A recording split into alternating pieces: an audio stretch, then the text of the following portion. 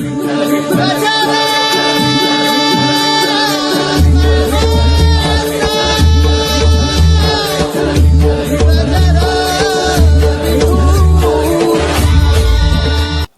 लोक म्हणतात या जगाच्या बाजारात देवाचं दुकान आहे का हो?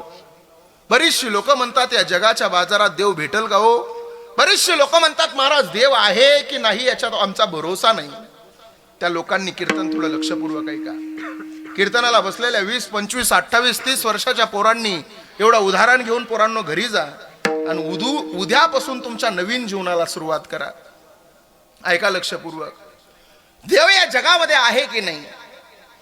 तर देव या जगामध्ये आहे. या महाराष्ट्रामध्ये मुंबई सारखं शहर आहे आणि त्या मुंबई शहरामध्ये एक डॉक्टर होऊन गेले, ज्या डॉक्टरांचं नाव आहे डॉक्टर नीतू मांडके. डॉक्टर नीतू मांडके म्हणजे हृदयरोग तज्ञ माणूस आहे. बाळासाहेब ठाकरेंच्या हृदयावर यशस्वी पद्धतीने शस्त्रक्रिया करणारा डॉक्टर म्हणजे डॉक्टर नीतू मांडके. ज्या ज्या माणसाला हृदयरोग होता ती माणसं महाराष्ट्रातून नीतू मांडके साहेबांकडे जायची आणि बरे होऊन घरी माघारी यायची. महाराष्ट्रातून नाही तर संपूर्ण देशातून लोक यायला लागली. हृदयरोगी ज्यांना हृदयरोग होत होता ती माणसं मुंबईला यायची. अचूक उत्तर होतं हृदयरोगावर, अचूक. त्या उत्तराचं नाव म्हणजे डॉक्टर नीतू मांडके साहेब आहे. अहो देशातून नाही तर आता विदेशातून लोक यायला लागली. जर्मनी, अमेरिका, फ्रान्स यांसारख्या वेगवेगळ्या देशातून लोक यायला लागली आणि मुंबई सारख्या शहरामध्ये येऊन हृदयरोगी बरे होऊन घरी जायला लागली.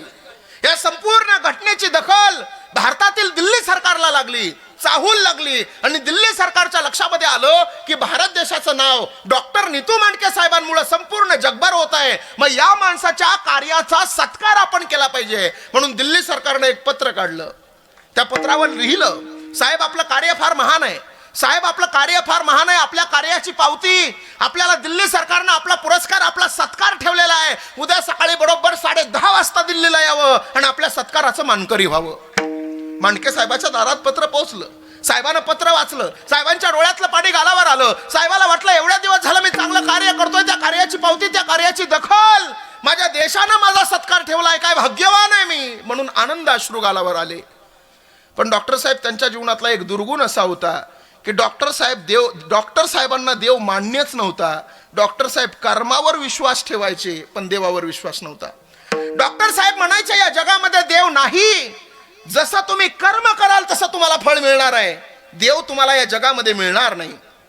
उद्या सकाळी 10:30 वाजता सत्कार आहे म्हणून आज रात्री 9 वाजता डॉक्टर साहेब विमानामध्ये बसले. मुंबईवरून विमान दिल्लीच्या दिशेने उडालं, परंतु तो जसा साहेबांना देव मान्य नव्हता तसा देवाला सुद्धा साहेबांचा सत्कार मान्य नव्हता. त्या विमानामध्ये काहीतरी बिघाड झाला आणि त्या विमान एका आपत्कालीन ठिकाणी लँडिंग करण्यात आलं, उतरवण्यात आलं. साहेब विमानामधून खाली उतरले, चौकशी केंद्राकडे गेले. रात्रीची 1-1:30 वाजलेली आहे. इथून पुढे दिल्लीला जायला विमान किती वेळा नाही तपासाअंती कळालं. विचारलं चौकशी केंद्राकडे, तपासाअंती कळालं की इथून पुढे दिल्लीला जायला 10 तासानं विमान आहे. अरे उद्या तर मला सकाळी 10:30ला सत्कार मिळणार आहे, मला काही करून सत्काराला पोचावं लागेल. एवढ्या दिवस झाला मी चांगलं कार्य करतोय, त्या कार्याची दखल माझ्या देशानं घेतलेली आहे. म्हणून मांडके साहेबांनी एक भाड्याची गाडी बोलवली. भाड्याच्या गाडीमध्ये मांडके साहेब बसले. त्या गाडीचा प्रवास वाऱ्याच्या गतीने दिल्लीच्या दिशेने गाडी धाव घेऊ लागली. परंतु तो सत्कार नियतीला मान्य नव्हता, देवाला मान्य नव्हता. ढगांचा कडकडाट झाला, धोधो अशा पद्धतीचा पाऊस पडू लागला. त्या पडत्या पावसामध्ये वाऱ्याच्या गतीने दिल्लीच्या दिशेने गाडी धाव घेत होती. नेमका पुढे एक अरुंद पूल आला. त्या पुलावरून मांडके साहेबांचा रस्ता चुकला. 5 किलोमीटर, 10 किलोमीटर, 25, 50, 100 किलोमीटर चुकीच्या रस्त्याने प्रवास झाला. पहाटेचे 4 वाजले, दिल्ली अजून दिसत नाही. लक्षामध्ये आलं आपला रस्ता चुकलाय. ड्रायव्हरला सांगितलं, दादा आपला रस्ता चुकलाय, सत्कार आपल्याला मिळणार नाही, आता कुठंतरी थांबण्याची व्यवस्था पहा. ड्रायव्हरनं रस्त्याच्या बाजूला एक झोपडी पाहिली. झोपडीच्या समोर गाडीला ब्रेक लावला. साहेबाला सांगितलं, साहेब या झोपडीमध्ये 2 तास थांबण्याची व्यवस्था होते का, पाहून या तुम्ही. साहेब गाडीच्या खाली उतरले, झोपडीच्या जवळ गेले. झोपडीच्या जवळ गेल्यावर साहेबांना झोपडीचा दरवाजा वाजवणार तेवढ्यात त्या दरवाजाच्या सांधीतून आतमध्ये एक दृश्य पाहिलं. दृश्य असं होतं, एक विधवा बाई होती, एक पाळणा बांधलेला होता, त्या पाळण्याला दोरी बांधलेली होती, त्याच्यामध्ये भगवान श्रीकृष्ण परमात्म्याची मूर्ती होती आणि ती विधवा बाई त्या पाळण्याला झोका देत देत पहाटेच्या वेळेला भजन करत होती. श्रीकृष्ण गोविंद हरे मुरारी, हे नाथ नारायण वासुदेवा, असं तिचं भजन चाललेलं होतं.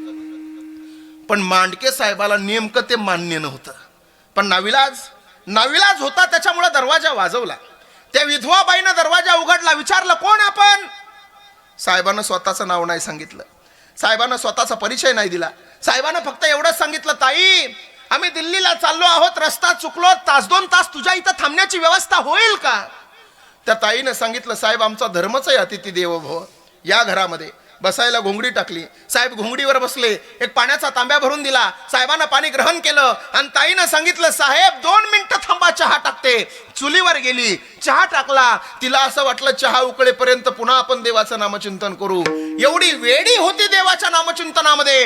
पुन्हा गेली पाळण्याच्या समोर, पुन्हा झोका द्यायला लागली, श्रीकृष्ण गोविंद हरे मुरारी, हे नाथ नारायण वासुदेवा. 5 मिनिटं, 10 मिनिटं, 15 मिनिटं, 20 मिनिटं झालं, भजन सुरूच राहिलं. अचानक लक्षामध्ये आलं, कोणीतरी बाहेर पाहुणा आलाय, चुलीवर चहा टाकलाय. उठली, धावत धावत चुलीकडे गेली, पाहिला तोपर्यंत चहा संपूर्ण जळून गेलेला. पुन्हा साहेबांकडे, साहेब 2 मिनिटं थांबा, तुम्हाला दुसरा चहा देते. साहेबांना आता मात्र तिला 2 प्रश्न विचारले. साहेब काय म्हणले माहितीये? ए ताई, अगं गेली अर्धा तास झाला मी पाहतोय तू त्या पाळण्याला झोका देतीये, त्या पाळण्यामध्ये नेमकं कोण आहे? ती म्हणली, ओ साहेब तुमचा आणि माझा परिचय नाही, तुमचं नाव काय मला माहित नाही, तुमचं गाव कोणतं माहित नाही, तुम्ही आलात कुठून माहित नाही, तुम्ही चाललात कुठं माहित नाही, तुम्ही काम काय करता तुमच्याबद्दल काहीही माहित नाही. का उगाच प्रश्न विचारताय? न राहून पुन्हा एकदा साहेबांना प्रश्न विचारला, ताई गेली अर्धा तास झाला मी पाहतोय पाळण्याला झोका देतीये, त्या पाळण्यामध्ये कोण आहे? ताईनं सांगितलं, साहेब त्या पाळण्यामध्ये माझा श्रीकृष्ण परमात्मा आहे. त्यावेळेस साहेबांना सांगितलं, अगं ताई या जगात देवच नाही, कशासाठी तू त्या देवाची भक्ती करते? त्यावेळेस ताईचे डोळे लालबुंद झाले. ताई 2 पावलं मागं सरकली आणि ताई काय म्हणली माहितीये? ओ साहेब तोंड सांभाळून बोला. साहेब तुमची आणि माझी ओळख नाही, तुम्ही आलात कुठून, चाललात कुठं, तुम्ही करता काय, तुम्ही राहता कुठं, तुमचं काम कोणतं, तुमच्याबद्दल मला काहीच माहित नाही. तरी सुद्धा तुम्ही दुसरा प्रश्न फार सुंदर विचारला बघा. तुम्ही म्हणलात कशासाठी तू या देवाची भक्ती करते? तर ऐका ना साहेब, साहेब बघा ना पुढे एक पलंग आहे, पलंग, त्या पलंगावरती माझं 5 वर्षाचं लेकरू आहे ओ साहेब, आणि त्या 5 वर्षाच्या लेकराला हृदय रोग झालाय. असं म्हणतात बुवा, मुंबईला फार मोठा डॉक्टर आहे नीतू मांडके, त्याच्याकडे जाण्यासाठी फार पैसे लागतात, पण ते पैसे माझ्याकडे नाहीत साहेब. मला माहितीये या देवाची भक्ती करत असताना हा देव असा एखादा माणूस माझ्याकडे पाठवल की तो माणूस मला घेऊन त्या नीतू मांडकेकडे जाईल. आता मांडके साहेबाच्या डोळ्यातलं पाणी गालावर आलं आणि साहेब काय म्हणले माहितीये? ए ताई, अगं ज्याच्याकडे गाडी आहे, ज्याच्याकडे बंगला आहे, ज्याच्याकडे माडी आहे, ज्याच्याकडे पैसा आहे, ती माणसं नीतू मांडकेला भेटण्यासाठी मुंबईला येतात ग. पण ज्याच्याकडे एक निष्ठतेने देवाचं नामचिंतन आहे, आज त्याला भेटण्यासाठी मुंबईवरून नीतू मांडके तुझ्या कुटियात हजर आहे. हा नामचिंतनाचा विजय आहे महाराज. लोक म्हणले तुकोबाराय तुमच्याकडे नामचिंतनाचं बळ आहे का? तुकोबाराय म्हणले, अरे वेड्यानो, नामसाधना ही आमची साधना आहे, ती आमची शक्ती नाही. मग तुमच्याकडे नेमकं बळ कोणतं आहे? कशाचंच बळ नाही तरी म्हणता आम्ही बळीवंत झालो. त्याचा अर्थ तुम्ही ज्ञानोबारायाचा हरिपाठ नाही वाचला वाटतं. ज्ञानोबाराय म्हणले, बळे विन शक्ती बोलू नये. मग तुमच्याकडे बळ कोणतं आहे ते तर सांगा ना. तुकोबाराय म्हणले, बळ आहे ना, विवेकासहित वैराग्याचे बळ आणि धगधगीत ज्वाळ अग्नी जैसा. आमच्याकडे वैराग्याचं बळ आहे आणि त्या वैराग्याच्या बळानंच आम्ही बळीवंत झालो. अभंगाचं पहिलं बळीयाचे अंकित, बळीयाचे अंकित, बळीयाचे अंकित, बळीयाचे बळीयाचे अंकित, बळीयाचे अंकित, बळीयाचे अंकित, बळीयाचे बळीयाचे बळीयाचे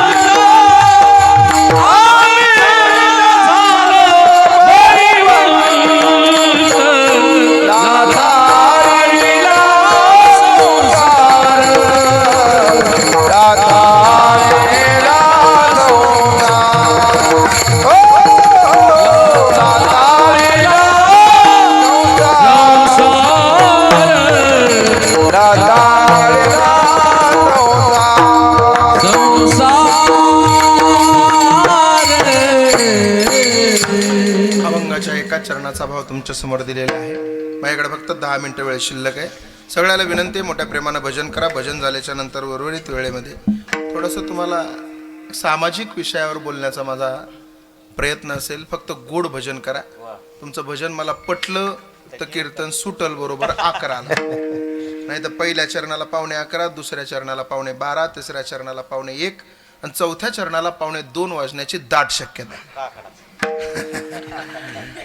सगळ्यांना मोठ्या प्रेमानं भजन करायचं. महिला मंडळ सुरुवातीला भजन करतील, पुरुष मंडळ नंतर भजन करेल. महिला मंडळ गोड भजन म्हणायचं. म्हणताना तुम्ही लाजायचं नाही, घाबरायचं नाही. तुम्ही घरी कुणाला घाबरता का? नाही म्हणतात खुशाल महाराज. अवघड आहे महाराज. भजन करायचं महाराज. महिला मंडळी डॉक्टर साहेब त्यांचं भजन गाथ्यातलं कमी आहे. त्यांच्या आलं तोंडातून लगे माथ्यातलं जास्त आहे. यावर्षी मी एक नवीन अभंग ऐकला. आळंदी पंढरपूरची वारी करताना एका बाईनं अभंग म्हणला, गात माथ्यातला. अभंग काय होता माहितीये का?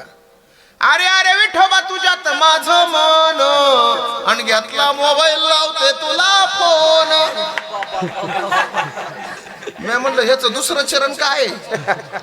तिनं दुसरंही चरण सांगितलं. तुझी लय लय आठवण येते म्हणून तुला मी मिस कॉल देती. अगं येडी हळद, देवाला मिस कॉल दिल्यावर तुझा बॅनरवरच फोटो आहे. सोपं आहे का ते महाराज? अवघड आहे. म्हणताना सगळ्या जणी म्हणा. फक्त महिला मंडळ, पुरुष मंडळ नंतर. बघू कोणाचा आवाज जास्त निघतोय आपल्याला समजल. बघू तुम्ही, तुमचा आवाज मोठा आहे की आमचा मोठा आहे? सगळ्यांना म्हणायचं. म्हणा फक्त महिला मंडळ. नामदेव जनाबाई, जसा जीव चाललाय नामदेव जना. आणि भांडण लागल्यावर किती मोठे मोठ्याने भांडते माय. जरा मोठ्यानं म्हणा, जरा मोठ्यानं. नामदेव जनाबाई, सोपान काका मुक्ताबाई. वा वा. नामदेव जनाबाई, सोपान काका मुक्ताबाई. वा वा वा. नामदेव जनाबाई, टाळी काही वाजत नाही.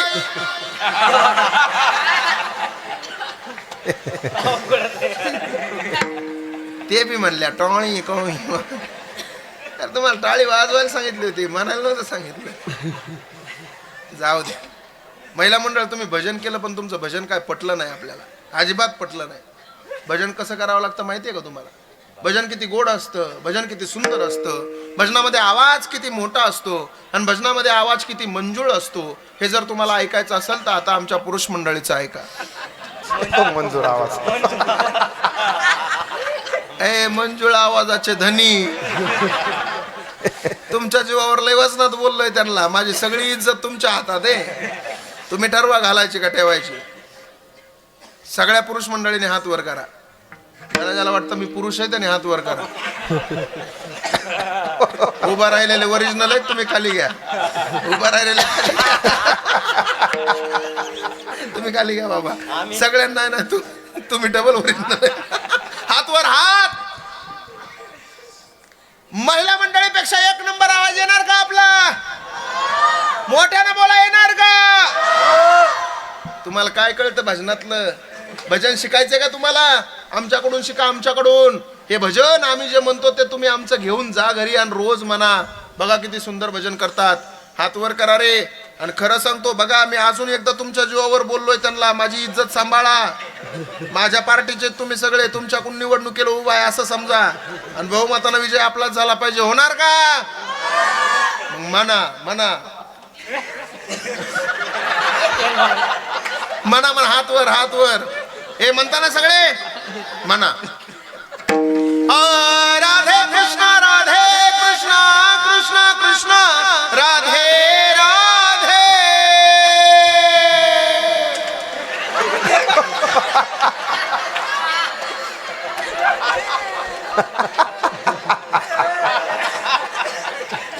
अरे माझं सगळं डिपॉझिट जप्त केलं ना तुम्ही. तुमच्या जीवावर बोललो रे मी.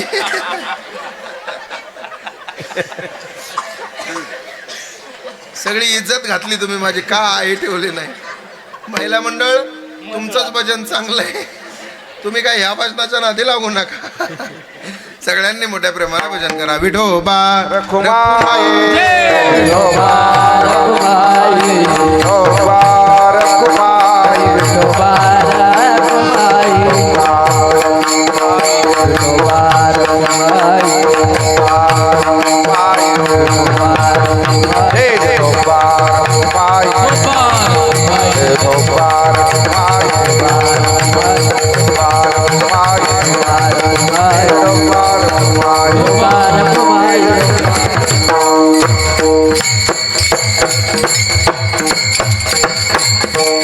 अभंगाच्या एका चरणाचा भाव तुमच्या समोर दिलेला आहे.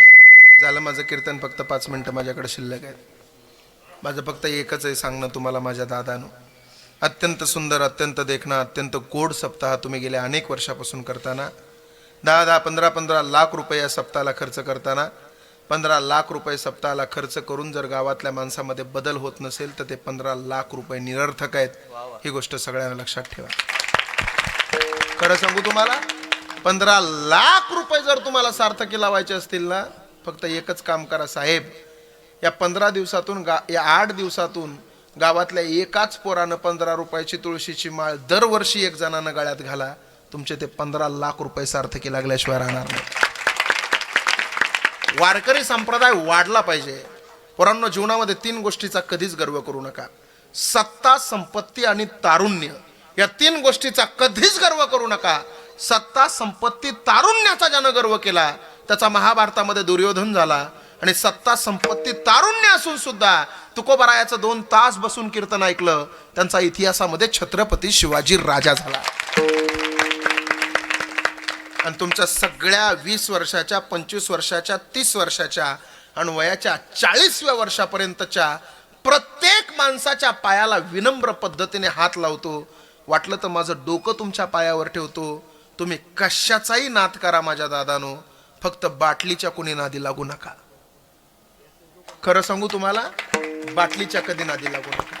मी नेहमी कीर्तनात सांगत असतो, पोरांनो खरंच सांगतो तुम्हाला, आपल्याला फक्त 60 वर्षाचं आयुष्य आहे. हे 100 वर्षाचे संपलं आपलं. जी पोरं 30 वर्षाची झालीत ना, त्या पोरांनी फक्त एकच ठरवायचं, आपण अर्ध्यात संपून गेलोय, आता अर्धी जिंदगी आपली कशी जगता आली पाहिजे बघितलं पाहिजे. मी काय एवढ्या तळमळीने बोलतोय माहितीये? माझा तरुण पोरगा माझं कीर्तन ऐकून एका तरी तरुण पोराच्या गळ्यात तुळशीची माळ पडली ना, तर माझी संपूर्ण जिंदगी सार्थकी लागली असं मी माझ्या कीर्तनात समजतो. आजपर्यंत माझं वय ऑन लाईव्ह रेकॉर्ड बोलतोय, माझं वय आता 31 वर्ष आहे. 31 वर्षाच्या वयामध्ये 187 लोकांना मी माळा घातल्यात. हा खरा तर परमार्थातला आमचा महत्वाचा, मी ऑल रेकॉर्ड बोलतोय, महत्वाचं बोलतोय मी. माझ्याकडं सगळ्या गोष्टी येतात, ऐका लक्षपूर्वक. पोरांनो खरं सांगू, मी का दारूच्या नादी लागू नका म्हणतोय माहितीये तुम्हाला? कारण आमच्या डोळ्यासमोर आम्ही दारू पिणाराचे संसार उद्ध्वस्त होताना पाहिलेले आहेत. होतील माझे 1-2 मिनिटं लेट होतील, पण थोडं लक्षपूर्वक ऐका. अहिल्यानगर जिल्ह्यामध्ये नेवासा नावाचा तालुका आहे. डॉक्टर साहेब 5 वर्ष झालं माझं कीर्तन आहे त्या गावामध्ये. दरवर्षी त्या गावातला एक श्रीमंत सावकार माझ्या समोर कीर्तनाला येऊन बसायचा. एवढा श्रीमंत, किती श्रीमंत? 3 आकडी 7-12 होता त्याचा. 150 एकर जमीन होती त्याला. 100 खणाचे 2 सागवानी वाडे होते. अरे वाड्याच्या समोर 100 गाईची आणि 100 म्हशीची दावण होती. याच्याही पलीकडे त्याची श्रीमंती सांगू. गावातल्या एखाद्या गरीब मुलीचं लग्न असलं आणि त्या मुलीचा बाप मदत मागायला त्याच्याकडे गेला ना, तर सावकार काय म्हणायचा माहितीये? अरे तुझ्याकडे जर ऐपत नसेल तर एक काम कर, तुझ्या पोरीचा मांडव, तुझ्या पोरीचा मंडप माझ्या दारात टाक, तुझ्या पोरीचं कन्यादान मी करतो आणि संपूर्ण खर्च मी करतो. अशा गावातल्या 32 गरीब लेकरांची लग्न लावून दिली होती त्यानं. एवढा श्रीमंत. रोज समोर बसायचा कीर्तनाला. 4 वर्ष बसला साहेब. 5व्या वर्षी मला सावकार दिसला नाही. मी गावातल्या लोकांना गेल्या बरोबर विचारलं, सावकार आले नाही कीर्तनाला. गावातल्या लोकांनी सावकाराची कथा सांगायला सुरू केली. गावातली लोक म्हणली, महाराज सावकार आता आपल्यामध्ये राहिले नाही. म्हणजे अहो महाराज, सावकाराचं यावर्षी चलनयंत्र बिघडलं. नेमकं काय घडलं ते सांगा. अहो महाराज, सावकार एक दिवशी लग्नाला निघाले होते.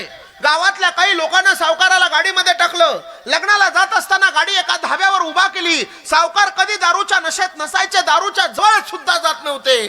पण गावातल्या काही भंगार साथीदारानं त्या थम्सअप मध्ये दारू टाकली आणि थम्सअप म्हणून सावकाराला पाजली. मी म्हटलं मग अहो बघता काय महाराज, सावकार दारूच्या नादी लागले. आणि दारूच्या नादी लागता लागता एवढे दारूच्या नादी लागले की सावकार सकाळी उठल्याबरोबर दारूनच तोंड धुवायला लागले. मी खरी घडलेली घटना सांगतोय, हे काय दंतकथा नाही, डोळ्यासमोर घडलेली घटना आहे. थोडं लक्षपूर्वक ऐका, महत्वाचं आहे. त्यावेळेस त्या सावकाराला सकाळी उठल्याबरोबर दारूनं तोंड धुवायला सुरू केलं. 150 एकरचा मालक आहे. मी म्हटलं पुढं काय झालं? गावातली लोक सांगायला लागली, महाराज नुसत्या दारूवर सावकार थांबला असता तर काही अडचण नव्हती महाराज, पण दारू पिता पिता दारूच्या मध्यधुंद नशेमध्ये सावकार एक दिवशी जुगाराच्या डावावर बसला. महाराज जुगाराच्या डावावर बसल्यावर सावकाराच्या खिशातले होते नव्हते तेवढे सगळे पैसे संपले, बँकेतले होते नव्हते तेवढे सगळे पैसे संपले. आणि आता मात्र खिसा रिकामा झाल्यावर आजपर्यंत जी माणसं त्याच्या तुकड्यावर जगत होती त्याच माणसानं सावकाराची लायकी काढली. काय म्हणली माहितीये? ए सावकारा, अरे खिशामध्ये पैसे नसतील तर डावावर बसू नको, उठ चालता हो. अरे तुझ्यासारख्या भंगार माणसाची लायकी नाही आमच्या डावावर बसायची. 150 एकरच्या मालकाला आणि गावचा कारभार चालवणाऱ्या माणसाला त्याच्या हित लागलं. तो काय म्हणला माहितीये? अरे आजपर्यंत माझ्या तुकड्यावर जगले ना रे तुम्ही, माझ्या खिशातले पैसे संपले म्हणून माझी लायकी काढता? अरे विसरू नका, पठ्ठ्याला 150 एकर जमीन आहे. आणि आई बघता बघता 1 एकरचं तुकडं त्यानं लावलं डावावर. 1चं 10, 10चं 20, 20चं 40, 40चं 70, 70चं 100, 100चं 100, 100ची 150 एकर जमीन संपून गेली. अहो 100 खानाचे 2 सागवानी वाडे तेही संपून गेले. हाताखालचे नौकर चाकर सगळं काही संपलं. राहिलं फक्त सावकाराच्या घरामध्ये 32 वर्षाची बायको, 3 वर्षाची मुलगी आणि 7 वर्षाचा एक मुलगा. होत्याचा नव्हता झाला संसार रस्त्यावर आला. त्याला प्रचंड वेदना झाल्या. पुन्हा प्रचंड दारू प्यायला लागला. दारू पिता पिता एक दिवशी शरीर सडला, लिव्हर फुटला आणि सावकाराचा मृत्यू झाला. दादा गाव इतकं चांगलं होतं, ज्या वेळेस सावकाराचा मृत्यू झाला त्यावेळेस एवढा श्रीमंत असणारा सावकार पण शेवटच्या वेळेला खिशामध्ये आणा शिल्लक राहिला नाही. गावातल्या सगळ्या लोकांनी वर्गणी जमा केली आणि वर्गणी जमा करून सावकाराचा अंत्यविधी पार पडला. आणि अंत्यविधी पार पडल्यावर उरलेल्या रकमेमध्ये 10 बाय 10चा ग्रामपंचायतच्या समोर पत्र्याचं शेड मारलं. आणि त्या 10 बाय 10च्या पत्र्याच्या शेडमध्ये 150 एकरचा कारभार चालवणारी सावकाराची देखणी बायको राहायला लागली. 3 वर्षाची मुलगी आहे आणि 7 वर्षाचा पोरगा आहे. आपल्या तिथं माणूस मेल्याच्या नंतर त्याच्या घरी आपण भाकरी घेऊन जातो, तसं साहेब सावकाराच्या घरी सुद्धा लोक भाकरी घेऊन गेले. पहिल्या दिवशी गेले, दुसऱ्या दिवशी गेले, तिसऱ्या दिवशी गेले. आई 4थ्या दिवशी कोणी गेलं नाही. 4थ्या दिवशी सावकाराची 3 वर्षाची पोरगी पुढं आली आणि काय म्हणली माहितीये? आई मला भूक लागली ग, जेवायला वाढ ना. सावकाराच्या बायकोनं फाटलेला पदर सारला, डोळ्यातलं पाणी पुसलं, धावत धावत टोपल्याकडे गेली. काल परवाचे शिळे तुकडे होते, घेतले, पाण्यामध्ये भिजू घातले आणि त्या पोरीला खाऊ घातले. तोही दिवस निघून गेला. आता 5वा दिवस उघडला. 5व्या दिवशी मात्र मोठ्या 7 वर्षाच्या पोराला दम नाही निघला. 7 वर्षाचं पोरग पुढं आलं आणि काय म्हणलं माहितीये? आई मला भूक लागली ग. आई जा ना दुकानावरती, मला बिस्किट खायचंय. माझा बाप होता तरी मला बिस्किट आणायचा ना ग आई मला बिस्किट देशील का ग? आई भूक लागली, काहीतरी जेवायला दे ना ग मला. आईनं पाहिलं, टोपलंही रिकामं होतं. एवढी भयान परिस्थिती होती की घरामध्ये चिमणी कोकून गेली तर दाना खायला मिळणार नाही तिला. पण पोरांच्या पोटासाठी आईनं पदर सावरला. फाटलेला पदर सावरत सावरत लोकांच्या नजरात चुकवत गावातल्या किराणा दुकानदाराकडे गेली. आणि किराणा दुकानदाराला काय म्हणली माहितीये? दादा थोडस काहीतरी द्या ना हो, 2 चिमणे पोरं वाट बघतेत माझी. दादा तुमच्या घरातलं भांडे घासील, कपडे धुईल, म्हणाल ते काम करील दादा पण थोडं काहीतरी द्या, पोरं वाट बघतेत दादा माझी, द्या ना. नाही आले किराणा दुकानदाराला दया नाही आली. किराणा दुकानदार काय म्हणला माहितीये? ए बाई, अगोदरच तुझा नवरा 50,000ची उधारी बुडून निघून गेलाय, वर थोबाड तोंड घेऊन आली कुठं? चालती हो, तुला काय मिळणार नाही. काळजामध्ये चर्र दिसणं झालं. असं वाटलं गावाच्या शेजारी एक विहीर आहे, जावं त्याच्यामध्ये उडी मारून जीव द्यावा की काय. पण 2 चिमणे पोरं वाट बघत होती घराकडं. गेली आई घराकडं. पोरांनी लांबूनच पाहिलं. आईनं काहीतरी आणलंय, आईनं बिस्किट आणलंय, आईनं चॉकलेट आणलंय. पोरं धावत धावत धावत आईकडे गेली. लांबूनच आईला पाहिलं, आईच्या कमरेला मिठी लावली. आई काय आणलंस ग, दे ना बिस्किट दे ना खायला. रिकाम्या हातानं आलेली आई, डोळ्यातलं पाणी गालावर येत होतं. एक एक टिपका पोरांच्या तोंडावर पडत होता. आई सांगत होती, पोरांनो काही मिळालं नाही रे. एक डोळ्याचा टिपका मोठ्या पोराच्या गालावर पडला. त्याच्या गालावरचं पाणी पुसायला गेली तर पोरग प्रचंड गरम झालेलं होतं. अरे दवाखान्यात न्यायला रुपया शिल्लक नव्हता. देवाकडे विनंती करत होती, देवा एवढी भयान परिस्थिती का माझ्यावर आणलीस देवा. परीक्षा का घेतोस, सत्व का घेतोस. त्या पोराला पैसे नाहीत दवाखान्यात न्यायला. आई ती आई असते ना, म्हणून तिनं त्या पोराला त्या 10 बाय 10च्या पत्राच्या छपरामध्ये झोपवलं. पदर फाडला, गार पाण्यामध्ये पदर बुडवला आणि त्याच्या डोक्यावर ठेवला. आणि पण ती 3 वर्षाची पोरगी आईचा पदर धरून काय म्हणत होती माहितीये, आई भूक लागली ग, काहीतरी दे ना ग आई. काल दुपारी खाल्लेलं आहे ग आई. आई भूक लागली, काहीतरी दे ना ग. पण ज्या वेळेस तिने पाहिलं ना आपला भाऊ आडवा झोपलाय, आपली आई त्याच्या डोक्याला काहीतरी करतीये, त्यावेळेस पोरगी समोरून आली. आणि पोरगी काय म्हणली माहितीये, ए आई काय झालंय ग आपल्या दादाला. आई काय म्हणली माहितीये, पोरगी दुखतंय का आपल्या दादाचं दिदी, दुखतंय का आपल्या दादाचं. पोरगी काय म्हणली माहितीये का, हे आई आपला दादा मरणार तर नाही ना. आई काय म्हणली माहितीये, ए पोरी का ग असं बोलते तू, हाच मोठा होणार आहे, उद्या हाच आपल्याला काहीतरी घेऊन येणार आहे खायला, उद्या हाच कंपनीत जाणार आहे, का असं बोलते. नाही ग आई. पोरगी म्हणते मला खूप भूक लागली ग आई. पण होय ग आई, जर आपला दादा मेला तर लोक आपल्याला भाकरी आणतील ना. हे आई, अगं 4-8 दिवसापूर्वी माझा बाप मेला होता तर लोकांनी भाकरी आणल्या होत्या ना ग. सांग ना ग आई, मरल का ग हा, कधी मरल ग आई. आई सांग ना लवकर, मरल का ग हा, मिळेल का ग माझ्या पोटाला भाकर. बोल ना आई, कधी मरल ग माझा भाऊ. इथं बसलेल्या प्रत्येक माणसानं सांगा, 3 वर्षाच्या लेकराला मरण कळालं का 3 वर्षाच्या लेकराला दारू कळाली, भूक कळाली. मरण नाही कळालं माझ्या दादानो, 3 वर्षाच्या लेकराला भूक कळाली. इथं बसलेल्या प्रत्येक माणसाच्या पायाला हात लावतो मी, दादा हो, तुम्ही दारू पिता म्हणजे नुसती दारू पित नाही, तुमच्या लेकराचं भविष्य पिता. तुम्ही दारू पिता म्हणजे नुसती दारू पित नाही, तुमच्या आई बापाची प्रतिष्ठा पणाला लावता आणि प्रतिष्ठाची खाक राख रांगोळी करता. तुम्ही दारू पिता म्हणजे नुसती दारू पित नाही, तर तुम्ही तुमच्या बायकोची इज्जत घेता. माझी विनंती इथं बसलेल्या प्रत्येक माणसाला, कीर्तनाच्या माध्यमातून तुम्ही काही ऐका नाही तर नका ऐकू. कीर्तन मनोरंजन म्हणून कधी कीर्तनाला येऊन बसू नका. एखादा तरी मुद्दा तुमच्या काळजामध्ये ठेवा. घर करून काळजामध्ये वर्षभर तो मुद्दा सांभाळा. आणि माझी विनंती आहे, एखाद्या चांगल्या मुद्द्याला तुमच्या जीवनामध्ये तुम्ही अंमलात आणा. आजच्या कीर्तनातून कमीत कमी एखाद्या गावातल्या जर एखाद्या सुद्धा माणसाला माझा हा मुद्दा पटला असेल आणि त्याची जर दारू सुटली असेल ना, तर मला असं वाटतं की तेवढं पुण्य मला कधीच मिळणार नाही. झालेली कीर्तन रूपी सेवा पांडुरंग परमात्म्याच्या चरणी समर्पित करून याच ठिकाणी सेवेला विराम देतो. काही चुकलं असेल तर माझं मरप परत करा. जे चांगलं असेल ते नक्की घरी घेऊन जाण्याचा प्रयत्न करा. पुनश्च एकदा गावातील कमिटीतील आयोजक ज्यांनी माझं आज सौजन्य घेतलं होतं, त्यांचं काय नाव आहे, दत्तात्रय मस्के, बरोबर ना. आमचे आदरणीय दत्तात्रय भाऊ मस्के यांनी मला फोन केला. त्यांच्या संपर्कातून तुमच्या सगळ्यांच्या दर्शनाचा योग आला. दत्ताभाऊ अनेक दिवसापासून माझ्या संपर्कात, माझ्या अत्यंत जिवलग मित्र आहेत, त्यांनाही मनापासून धन्यवाद देतो. त्यांच्यासाठी एकदा जोरदार टाळ्या वाजवा. सगळ्यांना धन्यवाद. आणि याच ठिकाणी सेवेला विराम. ज्ञानेश्वर माऊली धनराज माऊली तुकाराम ज्ञानेश्वर माऊली धनराज माऊली माऊली ज्ञानेश्वर माऊली धनराज तुकाराम ज्ञानेश्वर माऊली विठ्ठल जय